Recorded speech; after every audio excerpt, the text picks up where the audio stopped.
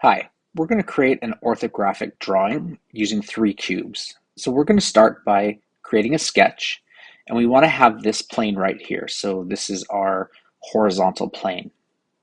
I'm going to select it, and I'm going to draw a square. So I'm going to start right here in the middle, and I'm going to just pull this, and I actually want it to be 20 millimeters by 20 millimeters. So I'll just make this a little bigger, and I'm going to type in 20 into this field right here, and then I'm going to hit the tab key and type in 20 into this field. So now I have a square that is 20 millimeters by 20 millimeters. I'm going to finish my sketch. I'm going to extrude this. I'm going to extrude this by 20 millimeters. This is the extrude. And then I'm going to click OK. Next thing I'm going to do is I'm going to sketch a square. I'm going to sketch this square on top of the cube that I just made. So I'm going to select the top of this. Notice that when I hover over the top of my cube, it changes color. So it becomes this lighter shade. I'm going to click on that, and I'm going to draw another 20 millimeter by 20 millimeter square. I'm going to finish my sketch, and then I'm going to extrude this second square. Now this is very important. I don't want to join here. So I want to make sure that the operation here says new body. And then I'm going to click OK. The next thing I'm going to do is I'm going to sketch a 20 millimeter square on this face right here. I'm going to select that face. Again, notice that it changes color. I'm going to sketch my 20 millimeter by 20 millimeter square. I'm going to finish my sketch. And then I'm going to extrude this by 20 millimeters. And once again, I want to change this operation from join to new body. Okay, so I have my squares or cubes right here. So the next thing I'm going to do is actually change their appearances. So I'm going to use the A key, and I'm going to use the paint function here. I'll just use glossy. Now, if you see this little arrow right here, it means that you need to download these to get them. So I'm going to download some yellow.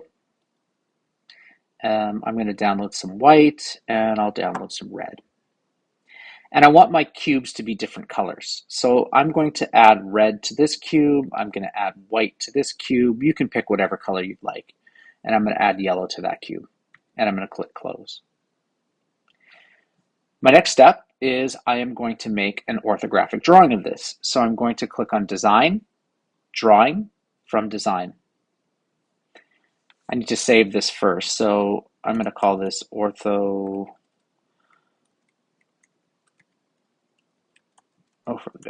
Projection. And I'm going to save that. And then I'm going to click OK here.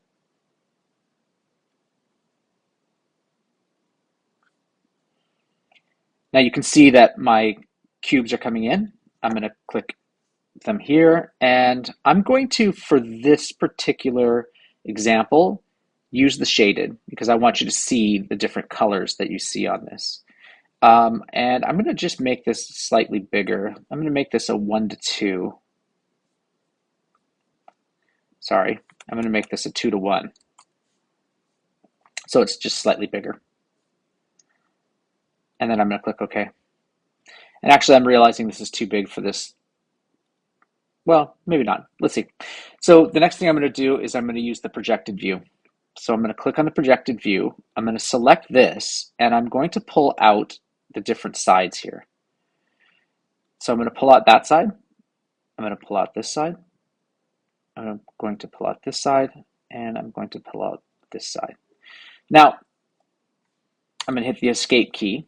Now you can see that actually I don't like the orientation of this because this is the bottom, this is the top, this is the left, this is the right, and this is the left. So I'm just going to switch those. If I drag these over, I can switch these, the orientation of these, so that they are in the correct planes here. I'm not sure why Fusion does this and puts the right on the left and the left on the right. I'm not quite sure about why that is. Okay, the next thing I need to do is I need to put some dimensions on this, and I'm just going to use the auto dimension. So I'm going to click on auto dimension, and I'm going to just pick one that has some dimensions that I like. Actually, the one that we really should be using is with baseline. There we go. And then I'm going to click OK.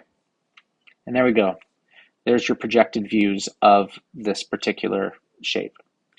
I'm going to also just add an isometric view. So I'm going to come here.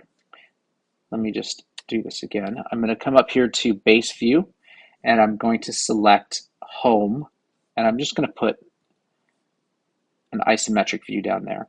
And now you can see this is only showing the lines, so I'm going to add shaded and then click OK. All right, thank you for watching.